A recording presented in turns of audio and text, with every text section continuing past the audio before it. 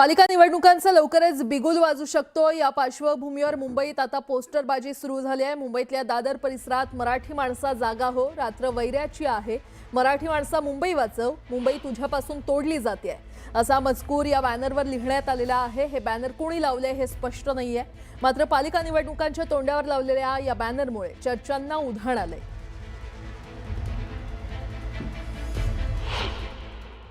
मुंबईत बऱ्याच ठिकाणी विविध आशयाची बॅनरबाजी करण्यात येत असते। त्याचप्रमाणे शिवाजी पार्क येथे देखील बॅनरबाजी करण्यात आलेली आहे। यावेळी निवडणुका अवघ्या काही दिवसांवरती आहेत, त्या अनुषंगाने मराठी माणसा जागा हो अशा आशयाचे विविध बॅनर दादर येथील शिवाजी पार्क येथे लावण्यात आलेले आहेत। पायाखालची जमीन एकदा गेली की ती परत मिळत नसते, मराठी माणसा मुंबई वाचव ही तुझ्या अस्तित्वाची शेवटची लढाई आहे। यावेळी तुला मराठीसाठी एकत्र यावंच लागेल। तसंच मराठी माणसा मुंबई वाचव, मराठी माणसा जागा हो, रात्र वैऱ्याची आहे अशा विविध प्रकारचे बॅनर जे आहेत ते शिवाजी पार्क या ठिकाणी लावण्यात आलेले पाहायला मिळत आहेत। या बॅनरवरती नावं लिहिलेली नाहीत, हे बॅनर कोणाकडून लावण्यात आलेले आहेत याची काही माहिती या बॅनरवरती लिहिली नसली तरी आगामी ज्या महानगरपालिकेच्या निवडणुका आहेत त्या अनुषंगाने मुंबईतील मराठी माणसांनी जागा व्हायला पाहिजे, सर्व गोष्टींकडे लक्ष द्यायला पाहिजे, या अनुषंगाने हे जे बॅनर आहेत ते शिवाजी पार्क येथे लावण्यात आलेले आहेत। व्हिडिओ जर्नलिस्ट सचिन कुबडेसह स्नेहा जाधव, न्यूज 18 लोकमत, दादर।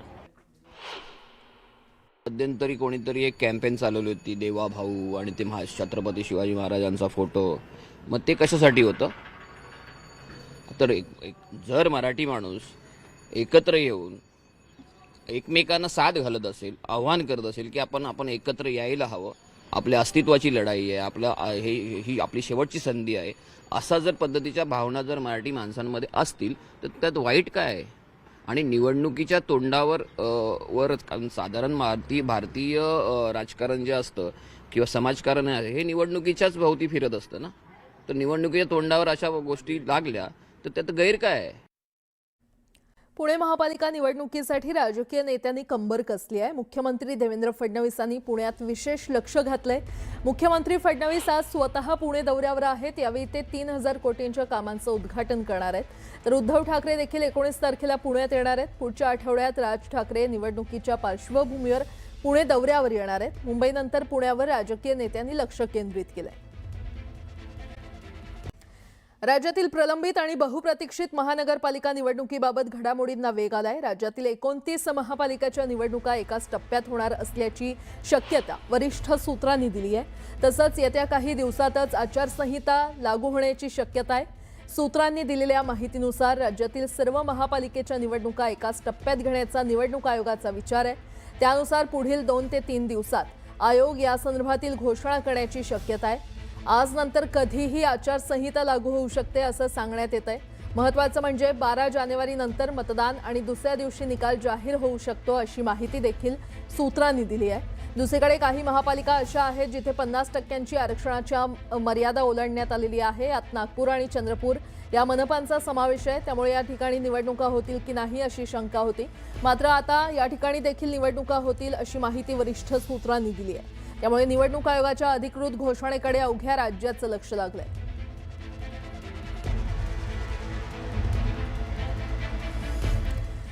मुंबईसह राज्यातील 29 महापालिकांच्या निवडणुका येत्या काही दिवसात जाहीर होणार आहेत आणि त्याआधी महापालिका क्षेत्रातील मूलभूत सुविधांसाठी नगरविकास विभागाकडून 74 कोटींचा निधी वितरित करण्यात आलाय। सत्ताधारी महायुतीकडून महापालिका निवडणुकीत विकासाच्या मुद्द्यावर भर देण्यात येणार आहे। या पार्श्वभूमीवर मुंबई महापालिकेसह राज्यातील 13 प्रमुख महापालिकांसाठी निधी वितरित करण्यात आलाय। मुंबई महापालिकेसाठी 36 कोटींच्या स्वतंत्र निधींची तरतूद करण्यात आलेली आहे। निवडणुकांच्या काळात जनतेशी निगडीत असलेल्या रस्ते, पाणीपुरवठा, गटार, मलनिस्सारण वाहिन्या आणि अन्य मूलभूत सुविधांसाठी हा निधी वितरित करण्यात आलाय।